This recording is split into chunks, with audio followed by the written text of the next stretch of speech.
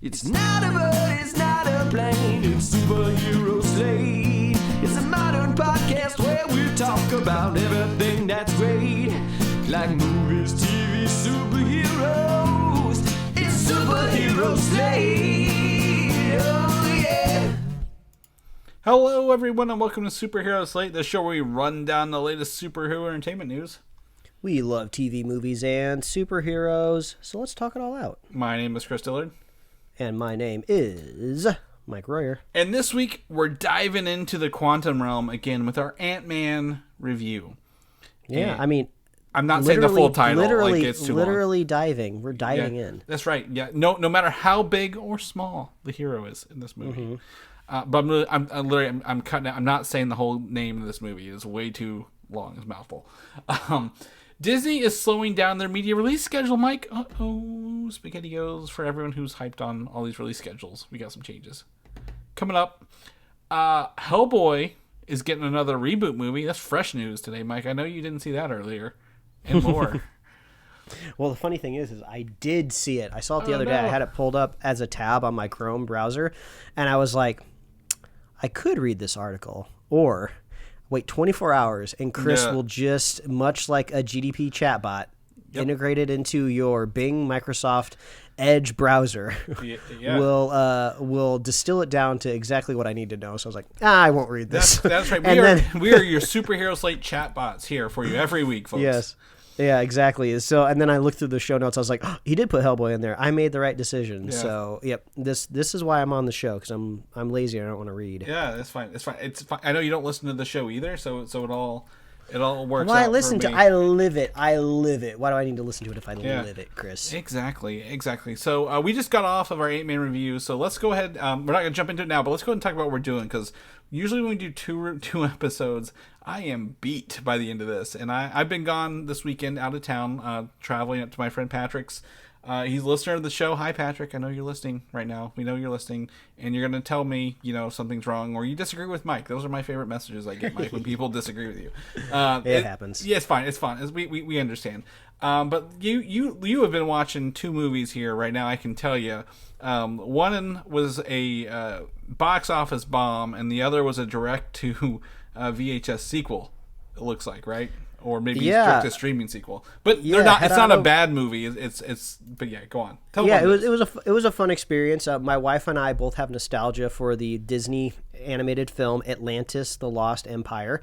And we watched it, and it was both funny for us, just kind of admitting like this is a very horny movie. Sorry to break out these words at the very beginning of the podcast, but earmuffs, people, earmuffs. The character designers of this movie, I mean, I know this isn't anything new, but it was new for me to find out that even my wife was just like, oh yeah, there's some like really hot characters in this movie. I'm like, you too? Me too. So we were just watching this movie like, these characters are just so just like, they're either drawn with like curves or they're drawn with like chisels, and it's just like, oh my god. So I just thought it was hilarious that like it also affected my wife as well. So maybe we're a good team. Maybe there's a reason we found each other. So it is funny after being married and together for this long. Unlocking new knowledge from your spouse is very fun. And then, of course, after watching this movie, you're like, hey, we got Disney Plus. All of this stuff is on the catalog. Let's go watch the sequel, Atlantis: Milo's Return, which is, if you're unfamiliar, in the day and age of the Disney direct-to-VHS sequel scam empire, where you can tell they were just tricking dumb kids into just watching a sequel that... is less than 100% for sure. I have really not dove into many, if any, that I can remember of Disney direct-to-video sequels. And if I have, it's been way too long to remember, Chris. So it was just so jarring to go from the animation fidelity of a feature animated film to this janky quality. And I mean, like, I give all of the creatives credit the reason it looks like this is because they are strapped with time. They are not given the years and years of development that a movie takes. They're probably given a couple months. So all of the characters are drawn slightly off model. Only part of the voice cast returns. Everything's just a little off. So quick Google. So Atlantis was 2001, right? An actual big budget Disney movie. Absolutely tanked. I can't believe they actually greenlit a straight to VHS even sequel, right? Like absolutely crazy. 2 years later in 2003, like they had less than 2 years to animate an entire movie, record the voice, and line all that fun stuff up. Back before things are as speedy as they are today. But looking at the voice cast, actually pretty stacked voice cast still returned. I'm actually impressed with the number of people who came back. So they do a decent job too of their replacement for Milo, the main character, who was Michael J. Fox. Michael J. Fox. I was just saying Marty McFly. So they do a pretty good, I would say, swap for that. The replacement for that is James Arnold Taylor, who does all of the Obi-Wan animated voice acting on the Clone Wars and every other animated thing. So I mean, I would have known that back then, right, 2003. But like he is still. He's not just nobody. They didn't pull some guy off the street and say, "Hey, you sound like Michael J. Fox." So pretty cool stuff there. Absolutely. Yeah, just very very talented overall. But yeah, this is just more of like, if you want to have some fun, go find one of those Disney movies that has a direct-to-video sequel and watch them back to back. It is just wild and very educational too. If you're just interested in film, cinema, animation, you will just see it's like a data point, right? It's an experiment of what if we take kind of like the exact same world but make it with much less dollars. And it's just kind of fun to watch it like that. Aladdin had 2 sequels, and I think the third one's actually pretty good, if I was going to be honest. But like you said, there is not a lot of gold in them there hills with those sequels. Yeah, and I know these direct-to-VHS movies are primarily aimed at kids, so this is probably understandable, but character's a lot less sexy in the sequel. Oh my God. I said it. If that's what you're looking for, you're not getting as much of it there. I was not looking for it, but thank you for the clarification. That's turned me off from watching it. That's what me and my wife did this weekend. Nice. I have actually I've been watching them. I started catching up on the Picard series. Did you ever watch that? I know. I remember you talked about the first season and how you said you were entertained by it, but you don't have much of a Trekkie background, so you didn't really care where it was going either way. Yeah. But I have been kind of following just the internet's positive, negative charge of the show throughout its existence, and it seems like it's been very up and down. Yeah, two. I think I'm working my way through it. It's fine. I kind of see where it's going. They obviously filmed it under a budget constraint, because the one thing they do is like, we need to go back in time or show scenes from the year 2024. I'm like, well, that's just because that's where we are right now. Like, you're just saving some budget there. But that's fine. But the next one, season 3, has started airing, and season 3 literally brings back all of the Next Generation cast as like main cast members. So it's less Picard and more like Star Trek: The Next Generation. But season 3 is the final season of this, so it's fun to see. What I would call, we're near prestige television, right? And I feel. Oh my gosh, I can't even remember the actor's name who plays Picard off the top of my head. We're gonna bounce Patrick back. Stewart. Patrick Stewart. Yeah, our Professor X of the day. Coming back and getting his own show at his age, is awesome. And the fact that they are putting a little bit of money in the Star Trek show, it's fun to watch, right? A little sci-fi I have no relation to, and I can just sit back and watch in the evenings while I'm working on stuff. So I've been working on that I guess in the late nights. So anyway, but let's jump into the notes. Like I said, we're gonna keep this brief for you folks. We got stuff to do on Sunday evening. So let's jump in. Ant-Man and the Wasp: Quantumania. The only time I'm going to say this the rest of the show is out in theaters. This is the third Ant-Man movie, and it is also the third movie ever to make over $100 million in North America on the opening weekend in February. Behind Black Panther and Deadpool. So I think that's a really cool fact, right? When you think about I guess Ant-Man quality and money is not really the best money in the world, but like, still multi-million-dollar movie, but also, being number third is pretty good. Those are two movies I did not think Ant-Man would ever beat, so fine with me. And it's also sitting at 225 million worldwide as well. So I think this movie, we talk about legs. I don't think it needs to have legs to make money. I think it's a Marvel movie. It'll recoup its costs and then some, and then we'll be talking about its Disney Plus debut here in about 2 months, if you will. But in the meantime, Mike, we're going to go into our spoiler-free thoughts, spoiler-free review. So if you've not seen it, none of this is going to give any story bits away. We're just going to share our initial impressions here, which is also on our review episode. You can go catch that first part, spoiler-free. We let you know when the spoilers start, so you can check that out in more depth. But Mike, I'm going to give you the honor of going first this time for it. Yes, so now this is the challenge where we just finished recording our full review, and now we kind of have to distill it into a couple thoughts, which I've never been very great at. But Ant-Man and the Wasp, Quantumania, will keep you engaged for its runtime, but at the end of the title screen crawl credits. What am I doing? What am I talking about, Chris? The movie's just okay. I don't know why I'm one of those around talky this. movies. Fine. Yeah. It's just very, as the kids would say, it's mid. It's right in the middle. A lot of things being set up and built up, but we don't really get a whole lot of that paying off. I don't feel like the characters have much of an arc throughout this film, and they just seem to be very consistent with where we've left off and where we've seen them previously. I think the quantum realm is a fun world. There's some fun Marvel quippy jokes. Paul Rudd is always charming. Jonathan Majors, obviously the standout star. Loved him in this film, and I can't wait to see even more of him moving forward, because we have Kang Dynasty coming up as well. And it was just okay. Like I said in our bigger review, it's just strange having a movie starting off a phase with all of these big ideas ironically taking place in the smallest world, and we're being told that this is going to have the biggest connecting thread to all of the movies, and that was just in kind of marketing talking points before the movie even came out.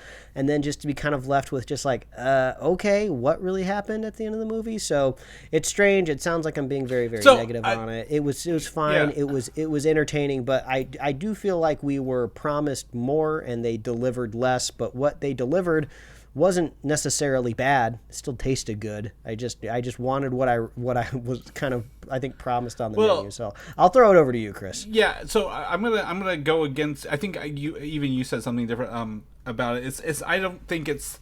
You come off negative. We were not negative on this. I think we want to go ahead and say that, right? But I don't think you were confused by what happened. You weren't like, what at the end? Like, this movie's not confusing. We know what happened. We know what it was.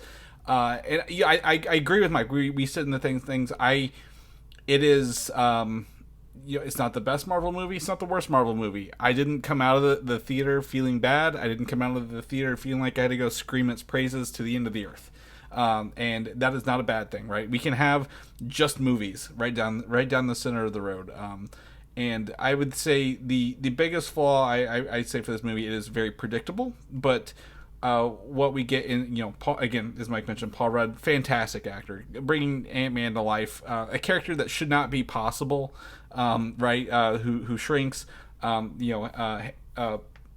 Pym, played by Michael Douglas, talks to ants, his wife Michelle Pfeiffer, who had powers and now doesn't have powers. We didn't cover that in our review, but that there was something in Ant-Man 2. I think this is way better than Ant-Man and the Wasp. The Ant-Man 2, the second movie, but not as good as the first one. I think that the charm is gone, but what I do appreciate is it's visually different. It's a different story. It's not the same. It's not a rehash.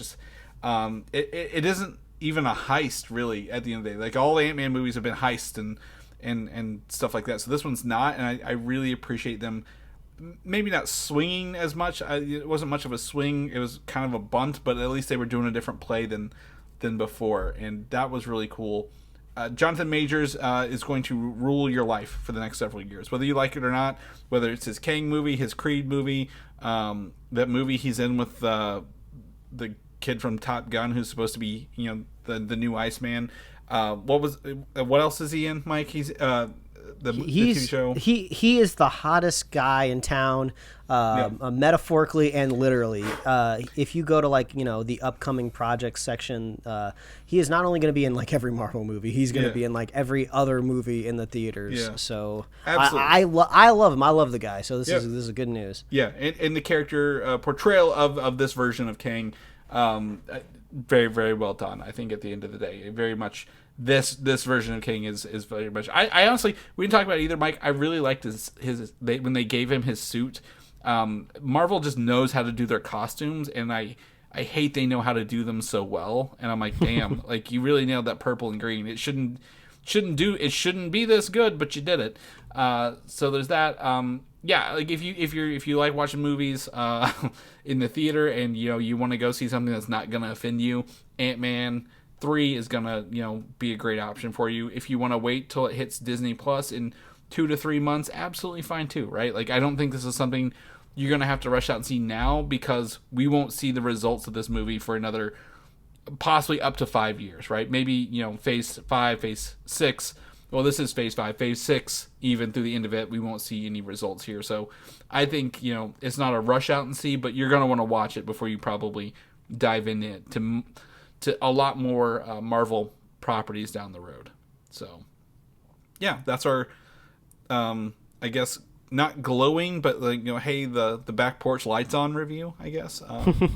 We're home, but you can come see us if you want. But let's jump into the next bit of news here, Mike. We did not get a trailer for the Marvels at the Super Bowl, and we did not get it in front of this movie, right, for Ant-Man, but we did get a poster that dropped Friday night when this poster dropped, I believe. You've seen it, right? It was late in the week for sure. Yeah, I did not put it in our show notes here, the poster. I'm gonna actually have it updated pretty quickly, but with that comes the news. We get to see Captain Marvel, Photon, Monica Rambeau, and Miss Marvel, Kamala Khan. But they're delaying this movie from June, Mike, to November 10th of this year. And they announced it on the poster rather than, a trailer or anything like that. So that's kind of an interesting delay, if you will. But it kind of lines up with some other news I think we're going to talk about down the road. Any thoughts on this? I mean, strategically, it's not surprising in a way. Guardians is kind of the summer movie, and they don't really have anything Marvel related cinematically at the end of the year, so it makes sense to put it there. I kind of like just getting teaser posters, right? Yep. I feel like every time we get posters now, posters are so formulaic now. It's always get all of the cast, put them on the poster, and kind of stack them in a triangle, right? They just all look the same. And it was just kind of nice to see they're kind of playing with a little bit of creativity here. It's not a big bombastic, look at all the cast. We will eventually get that poster, right? They can't, no studio can stop themselves from making this poster. It's like that phase where they were putting that Hans Zimmer, blah, in every movie trailer for a decade. I heard that in 3 movie trailers before Ant-Man and the Wasp. So I don't want to hear this gone away. But I agree. They don't even have the actors' names on here, right? They just give us higher, further, faster, and then the new edition together. So we get Monica Rambeau's Photon in her outfit with her the energy around her is forming the shape of the icon on her chest. Captain Marvel has her starburst, and Miss Marvel's on the bottom with the S shape around here. But I would say the one thing for me it looks interesting, other than the blue, purple, red colors, is I think the city on the bottom looks kind of alien. If I was to call anything out, you can't really see a lot of details in this. I've zoomed in as much as the internet would let me, and it's kind of hard to tell. Is that just is that Vegas off in the background? Is it alien? Not entirely sure. Yeah, I think it's going to be space set. We do know Nick Fury is returning, right, from the leaked audio from Comic-Con. Very excited to watch this movie. Again, this is the 3rd time it's, I think, been delayed because it's changed place with Ant-Man 3 and to June, and then it's been pushed back, I think, 2 times. But I don't think it's, to me, and just to make sure people know this, is not the quality of the movie. The movie's not getting redone. I think they just needed some space, and they will be spacing out releases for Disney going forward, and we'll talk about more about that later, right? So, gonna get into follow up on some of the Super Bowl information. Guardians of the Galaxy Volume 3 was the most watched trailer from the Super Bowl last weekend across all social media channels. Well, and that makes sense. It was the most fleshed out, typical Super Bowl trailer experience, and I think that goes to show. I mean, we had that Fast and Furious trailer, but that came out days ahead of time. It wasn't even really a Super Bowl trailer, so I mean that makes sense. And I wonder if maybe that's like a technicality, right? I wonder if the Fast and Furious trailers maybe got more views, but since it technically wasn't a Super Bowl trailer, it doesn't make it in the rankings. But Well, I'm looking forward to Guardians. Yeah, I would say Fast probably puts it out of the rankings. The other one was I'd say the other big one that we talked about, right, is the Flash, and that's what we're kind of talking to you. The most hyped trailer from all of this was the Flash trailer, right? Like a lot of people were like the most the most watch is going to be the Flash. Well, no, a lot of people have affinity for the Guardians, and while the Flash does have Batman, Michael Keaton Batman in it, it's not very much, but like. Obviously, people have literally been talking about the Flash movie after this trailer more than any other movie, I think, right? Mm-hmm. And we talked about being different, telling a different story. I think there's a lot more different videos on this of people breaking down, like, the snow scene, right, with Supergirl, the slow motion, the lightning bolts. Everybody's looking for Easter eggs and connections in this movie because the DC universe, as we know it and as we will come to know it, kind of hinge on this movie, right? And something that someone else pointed out I thought was very funny. James Gunn has tweeted that this, even after the trailer came out, this is his, the best movie he's ever seen this year, his favorite movie, whatever. He has not said that a single time about Shazam 2. Not in saying that he doesn't like Shazam 2, right? That's a Peter Safran venture, who's the other co-CEO, but like, he is not talking about the next movie, which is out literally in less than 4 weeks. We gotta find Safran's Twitter. He's been probably tweeting this whole time, and nobody's paying attention to him. Yeah. Well, they say if a tree falls, in the forest and no one's around to hear it, Mike. Does anybody tweet about it? But yeah, so I still think sitting a week later, Mike, The Flash is probably still my most hyped movie. Guardians is fine. I feel comfortable going into it. The Flash kind of excites me a little bit because I don't know if it'll be good or bad, right? Like, it looks fun, it looks like it's got stuff we want, but will it really be good? So very, very excited. I also had this in the notes here, and I'm not going to take it out because it's already committed to it, Mike. John Wick 4, did you watch this trailer yet for this? It's like a long trailer. I've seen some combination. I like the John Wick franchise. Don't get me wrong. Yeah. I've seen some combination of this trailer. I don't need a trailer for John Wick 4. I'm gonna go watch it. Yeah. And the trailer just looks like it's giving me more of the same, which is it doesn't need a trailer. It's him with guns. He's shooting and punching people. I'm on board. Right. I think I've seen it. Maybe I've seen the trailer. Well, there was a trailer like 3 months ago, and this looks pretty close to it. And I guess the thing, like you said, like it rehashes some of that. We see the usual suspects, right? John Wick, Shane Black, Lawrence Fishburne, and now we get to see some of the new people, including, I believe, Donnie Yen in this one, and the guy who played It. Is it Bill Skarsgård? Yeah, Bill Skarsgård. So it looks fine. It looks like literally another John Wick movie. Really, at the end of the day, right? They all kind of run together.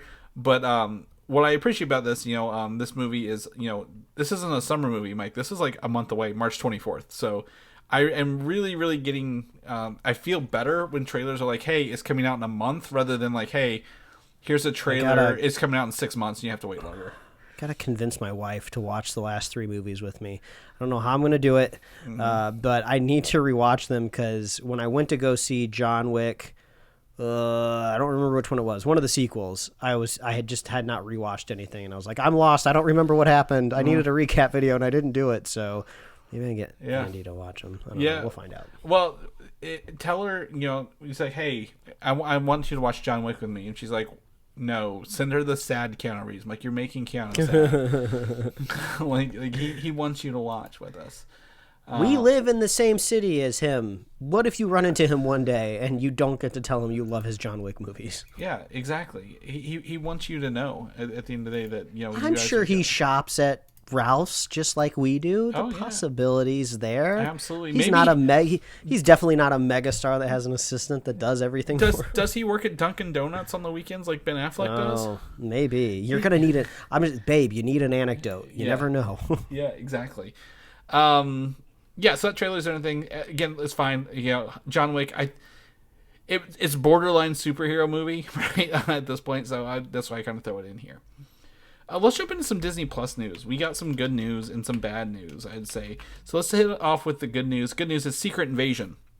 While we have not seen another teaser in a minute, this is one of at least 2 Marvel shows for Disney Plus confirmed to release this year. We will 100% get Secret Invasion. All right. Well, it sounds like we're going to be waiting a little bit if we don't have a month outside of a year. Absolutely. I would not be surprised if this is a... April would be the earliest, but it could be a post Guardians 3 at this rate. Also, Secret Invasion deals with space. Maybe they tie together. We don't know. Also, there's reported this is likely a limited series, meaning we will probably not get Secret Invasion Season 2. And honestly, I just assume they're all limited series until the season's done. Well, I would say this one. That's a great point. Let me jump into the next bit then. Loki Season 2, which is one of them that does get a season. I wish it had a better name than Loki Season 2 or Loki. I wish each season had a different subtitle, right? Like the movies do. I think that'd be Loki Lost in Time or whatever they want to call it. This one I don't care. But the Loki is the other show of the 2. Confirmed for release on Disney Plus this year, and that sounds about right at this point. Knowing that we last see him and his variant who killed He Who Remains, which was Jonathan Majors, one of his Kang variants. Absolutely believe that this will be played this year to tie in with everything else going on. Very excited for this show, right? Of a character who debuted in 2011 in Thor. I'm really surprised, and he's been killed off how many times have we killed Loki? Can't kill this guy. He does not stay dead, so very absolutely excited for that. On the flip side, the bad news is that several shows look like they're being delayed for this. Echo is not a lock for 2023 yet. There is a slowdown in the release schedule per Kevin Feige and Bob Iger, saying that they're slowing, literally pausing the break down on everything. Hey, our content is coming out too fast. We need to I guess put more breaks in there. So this is, again, this and the next show we talk about, it's not quality control. This is more hey, we're just gonna sit on it because they feel possibly could have been the feedback they got. Marvel's oversaturating everything with 4 shows a year and 3 movies. Can probably agree with that, right? That's a lot of stuff at once. Yeah, I don't know if fortunately or unfortunately, most of my social circle is very into all of this nerdy stuff as well. So they're always watching all of this stuff anyway. But if I do rarely come across and interact people, wow, this sounds so depressing, that don't watch literally every little Marvel thing that comes out, right? Yeah. I don't know if I could easily recommend, go watch everything that's out there on Disney Plus, because it's a time suck, right? Whether it's good or not, it's a lot of effort to put into it, so it's maybe don't waste your entire existence watching all of these Disney Plus shows if you're just not that into it. So maybe spacing things out, letting some of the hype grow a little bit more will make them a little bit more desirable. I don't know. Well, in news cycles, you turn and burn. When's the last time you talked or thought about the movie Hawkeye, Mike? Or TV show Hawkeye? Honestly, it's been a while. Yeah, exactly. And Jeremy Renner, thank God he survived his accident, right? He's recovering from a horrific accident he had earlier this year. There may never be another one because of that, but they literally put out 4 shows back to back to back, and you're I need a break. I need some breathing room. I just did the math here. If we go up through Black Panther Wakanda Forever, and that's all I have math on, 4 days and 10 hours to watch all of the MCU content in a row. That is quite the, I guess, the amount of stuff to watch and put out. But Echo is done filming. They're probably in post-production. Very excited to watch this because it will lead into Daredevil Born Again.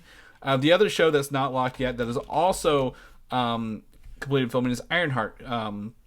Riri Williams had her debut in Black Panther: Wakanda Forever, and they're just going to hold on to this as well to space out the releasing. And I believe, and correct me if I'm wrong, Mike, you probably have closer source to this. Bob Iger, when he did his, I guess, State of the Union speech a week or two ago that we covered, mentioned specifically like, hey, we're going back to a content, storytelling model, not, hey, just get release dates out, bam, bam, bam, right? You have to make release dates to put a lot of content out. We want to tell better stories rather than pushing everything all out all at once. So. Yeah, I mean, he's always been a creative guy, which is funny in a sense of he starts off as like a weatherman, right, at ABC, and now all of a sudden he's in charge of all of the things that we love so much. Again. But, yeah, he seems to have his finger on the pulse, so...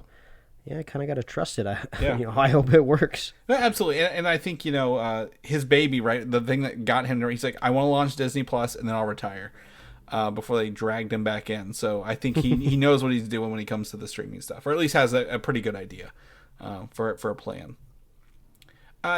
Captain America New World Order, the upcoming, Sam Wilson starring Captain America movie that's got like everybody else under the sun in it, including the leader. Kevin Feige has confirmed that Harrison Ford will play President Ross, not just General Ross, Mike. So all the rumor about Harrison Ford being Air Force One, right, being the president again, he's going to do it. He's going to be president again in the MCU. Yeah, unintended consequence of being on this show, Chris. I thought that was already out there in the world, but I forget the context of when we talk about it on the show that it's like rumored, right? Yeah. So now it's confirmed. I'm like, I thought everybody knew this already. Well, when Variety and Deadline and the Hollywood Reporter say it, like 99% it's true, right? Like you can almost take that as fact, but to hear it out of Kevin Feige's mouth himself doing interviews. That just, I'm like, that's our stamp, that's our seal of approval. This is my SEO for the week, so when people are looking this up, we're going to show up at the top of it. So I know how this game works. Other news that dropped this week, surprisingly, Deadpool 3, or Deadpool and Wolverine, or whatever they're going to call it, Emma Corrin, who played Princess Diane in The Crown, has been cast as the villain in the movie. Ooh. Yeah, I mean, I googled her because I didn't know who she was, and not to be rude, but I mean, yeah, she looks like she could be pretty villainous. I don't know what character, super powered person she might play, but all right, I can believe it. Yeah, a lot of people we're kind of theorizing this, like how many villains are female in there. There's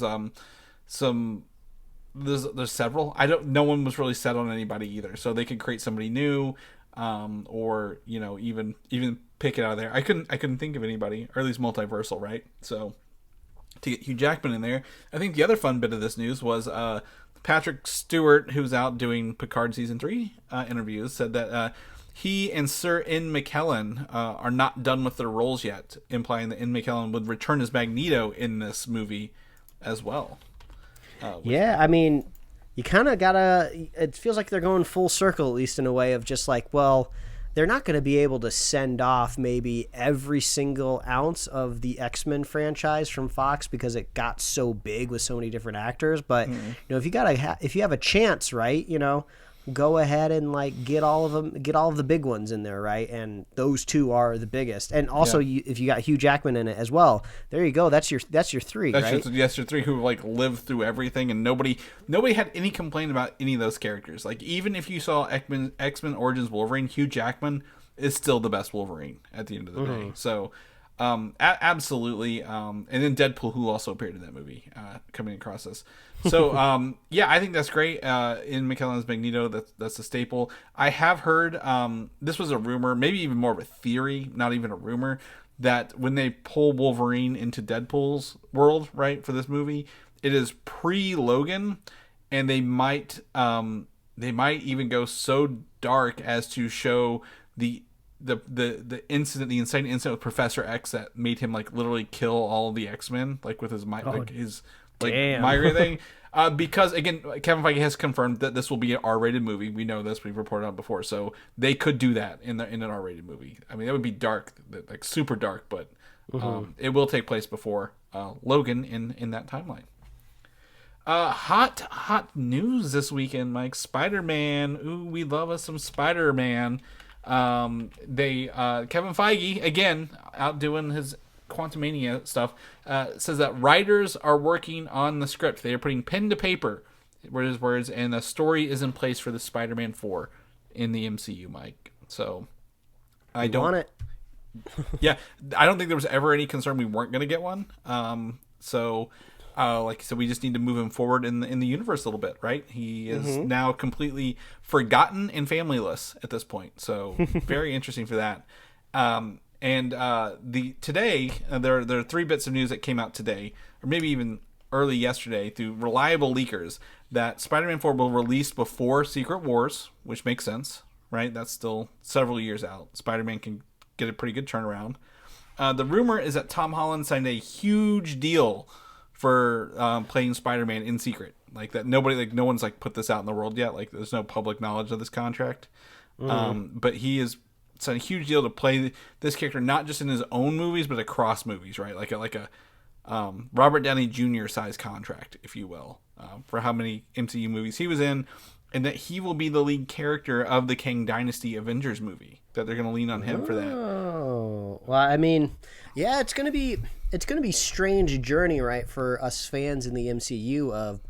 I still internalize Tom Holland as just like this young, brash kid, right? But by the time that movie comes out, I mean, the actor Tom should be in his like mid-20s, right? I mean, if you take a human being like through college and everything, theoretically that's adult status for the most part. So, yeah, it's weird because when I imagine like kind of like proper 616 Spider-Man in the comic books, I'm thinking an adult, like early 30s, like knows what he's doing. Of course, he's like smarmy and sarcastic, and he like goofs around and everything, right? But he's still like an adult that can make the big decisions, right? But yeah, it's hard for me to imagine Tom Holland there. So I don't know, maybe he grows a mustache. I don't know what I don't know what it is. I don't know if that fits underneath the Spider-Man costume well, but yeah, maybe they can like. I mean, he, like you said earlier, he's gone through the ringer. That last movie, man, he's gonna come out the other end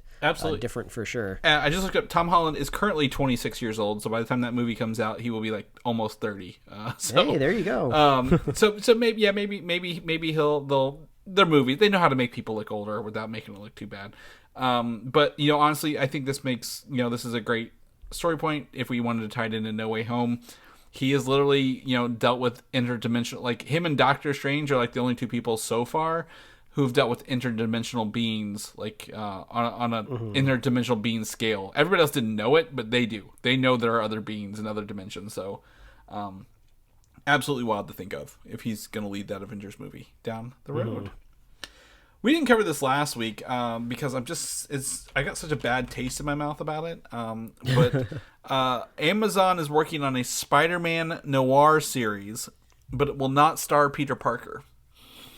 And I'm rubbing my face in distress over here because I'm like, this is your Pennyworth, right? Like, This is Sony shenanigans. I will do my disclaimer as I do with everything when we talk about on this show, that any creative, any one writer, like director, they can make anything interesting, right?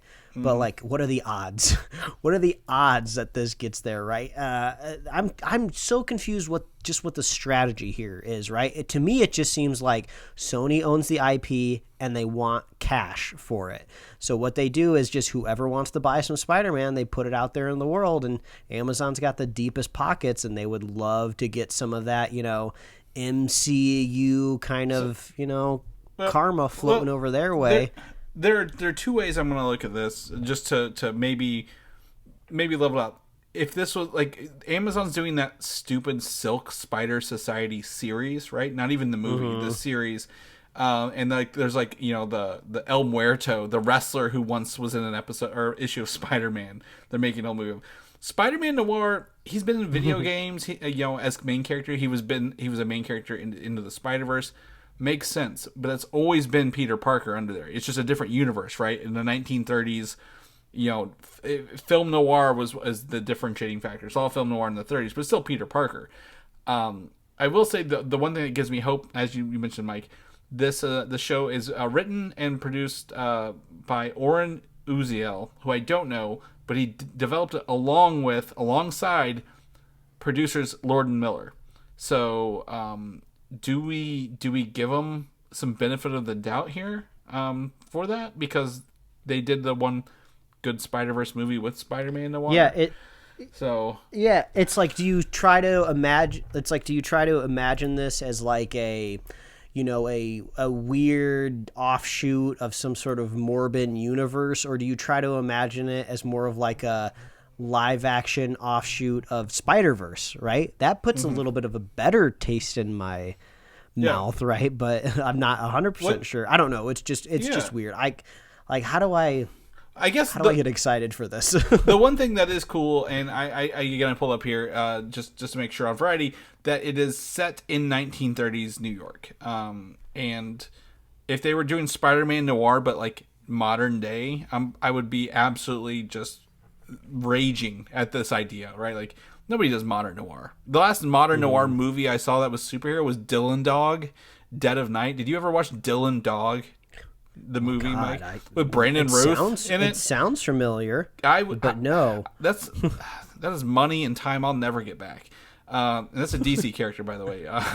But if they do a 1930s noir, I like film noir. I think that's a very it's one of my favorite genres of movie and TV shows. And if they do it right, and maybe it's not Peter Parker because it's set before Peter Parker was born, right? Like, this is like, I don't know, pick somebody else who, like, John Smith is this character who he's maybe not playing Spider-Man, but like it's in that universe. I don't know how they'll make it work, but I like noir, and maybe that'll be the selling factor, right? The difference, something that nobody else is doing down in this superhero space. Chris, what is this movie, Dylan Dog, Dead of Night? I'm looking at it, and this is the weirdest. Maybe I'll watch this week. Is it streaming someplace? Maybe I'll have to check it out.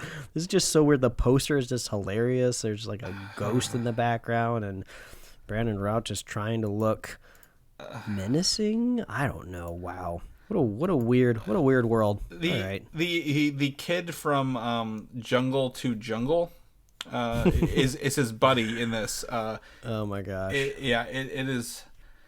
I don't want to think about Dylan Dog if I'm going to be honest with you.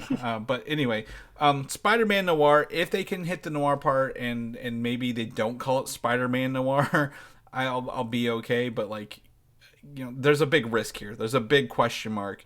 Is this, like you mentioned, is this a cash grab? Is this a, hey, milk our characters because we can?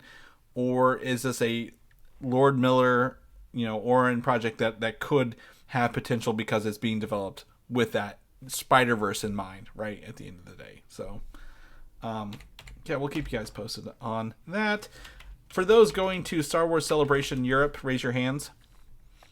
Okay, put them back down. Disney is expected to announce their film plans at Star Wars Celebration Con. Wow.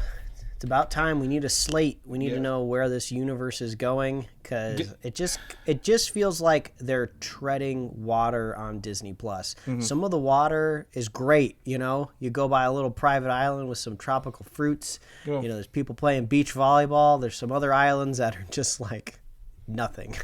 So I just don't know what's going on. So. It's been Star Wars, if we look at the movie side of it and forget Disney Plus for a minute, has been in such a disarray since The Last Jedi, right? Not Last Jedi, the Rise of Skywalker, right? Obviously made $1 billion. I wouldn't say, there's vocal people online who obviously really, really dislike it. I think, we obviously dislike it, but it's $1 billion movie. Not everyone dislikes it, right, at the end of the day. But remember when they hired the Game of Thrones guys for all of like 2 months to write movies? Ryan Johnson swears his movies are happening. Kevin Feige's got a movie happening. Taika Waititi's got a movie happening. They announced the one that is like most likely moving forward happening. I don't think I need a 5-year slate, Mike, but like, give me the next movie date and let's start from there. Let's just start with one, actually release it, and we'll go from there. Like, you can have a plan in the background, but like, I think to keep the fans tempered, it needs to be baby steps rather than like a blast of movies, titles, and dates, and then backtrack all of them again for like the 15th time since 2019. So I'd be excited to know what they have in mind, but I'm not going to hold my breath for a couple of months. The Ahsoka show coming out hopefully this year, I really hope so, is rumored to be could be a multi-season show. I never really thought that in my head, but I don't see why they wouldn't do that, right? If they can. Yeah, I would say I'm almost the opposite approach when it comes to those Marvel streaming shows, right? I always think they're going to be limited series. Star Wars seems to have more of a stake in the ground of just like, we want to make more than just one season. Mm-hmm. Well, out of 3 shows, they've only done it with 1. So I guess that's why I leaned into not. But obviously, Dave Filoni over there, he's doing everything for his Ahsoka, the character he created for the cartoon show. So he's gonna be doing that for a while. So I'm sure we'll get more news at Star Wars Celebration, Mike. So we'll come back to that around April. I don't have the link. I'm gonna update the link before it posts. But did you see the Joker Folie Deux image with Lady Gaga that has been taken? Yeah, I mean, I saw it. It's it's like a lot of time when it comes to like movie marketing, right? Usually kind of like the very first image they release is just kind of like, let's give the people a taste, right? A little bit of a mood, and I'm just looking at it like, all right, that's what it is. I can't get anything out of this. There's no lore, there's no anticipation. Just like, yep, those are 2 actors in the same scene together. Yeah, Joaquin Phoenix has his Joker makeup on. Lady Gaga appears to be not in Harley Quinn makeup, but what is her name?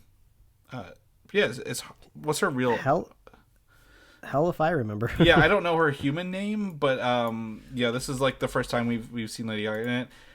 Sure, fine. This is the second image we've seen from the movie. The first one was someone shaving him in a prison cell. It's whatever.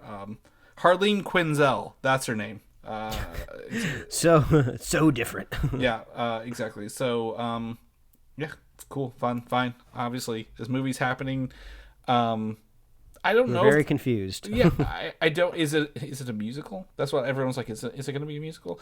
I don't mind they're doing a Joker too. I just we've talked about this, like, when we did Toy Story 4, so like, it needs to prove itself, right, to exist. So hopefully they do that pretty early on. So that movie is filming. Check out that photo in our show notes. Hellboy, The Crooked Man is going to be the next movie in the Hellboy Reboot universe. So this is the second full reboot. Man, I can't think of the actor's name who played him. David Harbour. David Harbour. Yeah, that didn't make it very far. One movie and there's a great video. There's this YouTube channel called Architects Digest. Well, I'm sure they're a magazine or something, right? But I only know them as a YouTube channel, and they basically do like a higher end version of Cribs. And they've done David Harbour before a couple years ago. Mm-hmm. Really freaking cool place he had, like, in New York. And then he got a new place recently, so they did another tour of his new place. So they're touring his new house, and then they go into his like wardrobe and closet, and he has a picture of himself in the Hellboy makeup framed. Oh, he's nice. like, yeah. He's like, I have this one in here just to, remind myself whenever I'm feeling too good about myself. Oh, nice. So I just like that he gets it too. Yeah, absolutely. So the fun part about this reboot over at Millennium Media is that Mike Mignola, the creator of Hellboy, will be writing the script for this. So this will be as true to the source material as you could want. If you say it's not, you're wrong, because the creator's writing this at the end of the day. Now, visually, Hellboy is, we looked at that video game coming out, last year. Hellboy's a very unique visual style. The story can be anything in Hellboy. I want it to look good, right, at the end of the day. And who are they going to get to play him? So hopefully we get some more of that later. But, I think it's fun that the creator is writing the script. The director is Brian Taylor, known for such cinematic masterpieces as Crank and Ghost Rider Spirit of Vengeance. Wow. I don't know what to think about that, but it's hard to think positive. Yeah.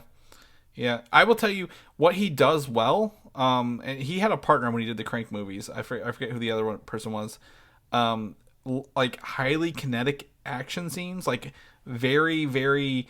The action scenes are almost like demonic, right? Like I think that's what they did good Ghost Rider Spirit of Vengeance when they just like, hey Nick, do you want to like be a demon for a little bit? And he's like, yeah, hell yeah, I will. And like you get to see like him, behind the scenes acting really weird, doing like the neck twitching and the actual like spirit portion of it as well. Like it's really fun. Do you remember that trailer had Ghost Rider pissing fire towards the screen? Do you remember that? No, I don't remember that.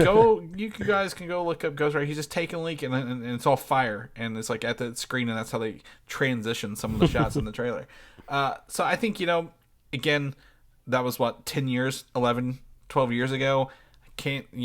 Directors can grow, they can change, they can become better. Todd Phillips, we just talked about Joker, literally was known for doing the Hangover movies. So possibly he can come back and do better, but very, very interesting bit of news I did not expect to get this week was a Hellboy movie written by the creator. Anything else, Mike, before we jump off of here? Give people some time back? I think that's it. All right, well, let's get out of here. People want to know what you're up to, what you're doing. Where can they find you at, my buddy? Oh, they can find me at Mike Royer Design on Instagram, Twitter, and TikTok. You can read my webcomics at pickledcomics.com. Chris, me, where can they find you? I am on Instagram, Valdan87, VALDAN87, or you can listen to the Superhero Slate every week, and you can listen to 2 episodes this week if you saw Ant-Man and the Wasp Quantumania, because our review was there. If they want to listen to more episodes, because we do this every week, where can they find those at? Oh, all you got to do is head on over to superheroslate.com. That's the best place to find all the avenues we host our show and to get our awesome show notes. You can find us on Apple Podcasts, YouTube, Spotify, wherever else you'd love to listen to fine podcasts. Like us on Facebook, follow us on Twitter and Instagram, and get merch at superheroslate.com/store. We love hearing from you. Please reach out and let us know what you think about all the news that we talked about this week. Are you looking forward to any of these new Disney Plus shows coming out? Are you looking forward to the Star Wars, big announcement? We'll see. We'll cover it. We'll talk about it on the show. We love our super fans, so if you want to be a super fan, all you got to do is share the show with a friend, share the show with a buddy, and we will be here every week, folks. That's right. We'll see you next week. Bye. Thanks for listening, and don't forget to subscribe.